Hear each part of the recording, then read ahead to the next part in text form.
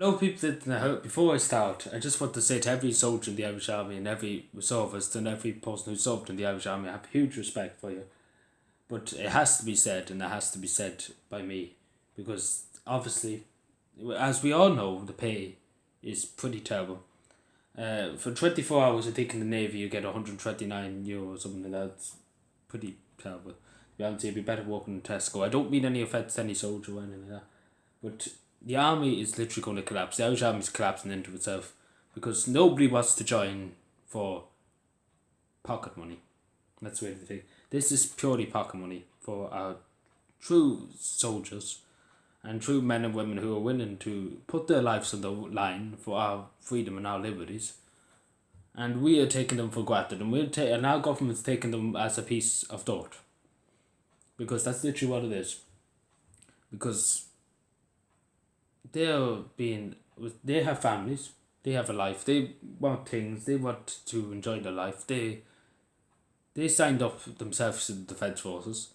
They weren't conscripted or anything like that. They wanted to serve their country, and the only thing they ask at the end of the day is the country gives them a tiny bit of a living wage, not a wage that end up in the street, because the army is literally going to collapse. It's not because they haven't got the money for guns and equipment and all that. They got a huge fund for equipment and guns, but it's just the wages of the Irish army. And the people who just, it's terrible. Mental health issues in the Irish army are literally gone off the charts. That's really, I'm not going to put any lie to you. It's a hard job being in the army, and I sympathise to every soldier in the Irish army. Because it is hard. It's really hard to go out to a country and serve and see how bad they're suffering over there. It's hard. And as a person, I suppose, who's interested in the military strategy and all that stuff, I know it's hard. It's hard to see suffering, human suffering. It really takes inches out of you. I've seen soldiers come home from doing service out in Lebanon and West Side. You see things that you don't see in Ireland. And we take that for granted. People in the Navy have to lift up migrants. Sometimes dead bodies out of the sea. It takes a toll on your mind. It does really take a toll on your mind. Even if you're the best soldier in the world, it can obviously, your mind can just get messed up, and that's what's happened to these poor honourable soldiers of Éire. And the army is really going to collapse because this trying to start a huge recruitment process for the Navy and the Irish Army, and nobody seems to be interested because nobody wants the jobs because it's just terrible money.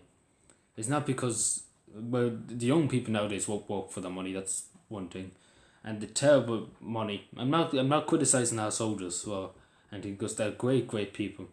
I've met tons and tons of soldiers, loads of veterans. Can't even count how many veterans I've met in my life, and I have huge respect for them because they went out. They did their best for their country.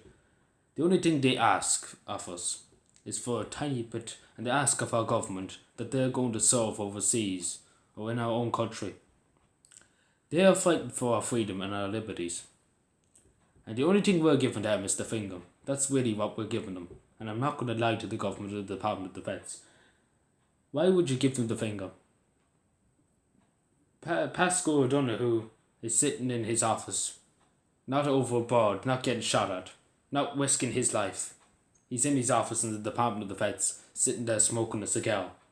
And these soldiers, I remember there was only last week they were taking 5 days out to be left in Syria. Because the Department of Defence were like, do you know what, we don't care. If that was me, I wouldn't even let them. I would nearly break my leg to get every soldier back as quick as possible to their families, not deny the families for seeing their loved ones, and not denying the soldiers. Because that must have been heartbreaking saying that we had to wait a few more days for them to come back because the Irish government couldn't be bothered. That's really the thing. They're just treating them like shit. That's really the thing.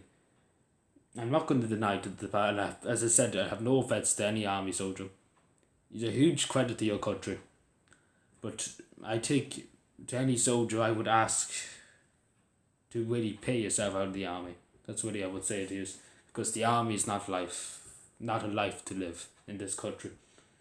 I know you want to serve your country and your people, but we would want to see you well and safe, and not to be disheartened by what this government's doing to you. And I will ask every soldier just to, please, if you can save up the money, just buy yourself out of the army.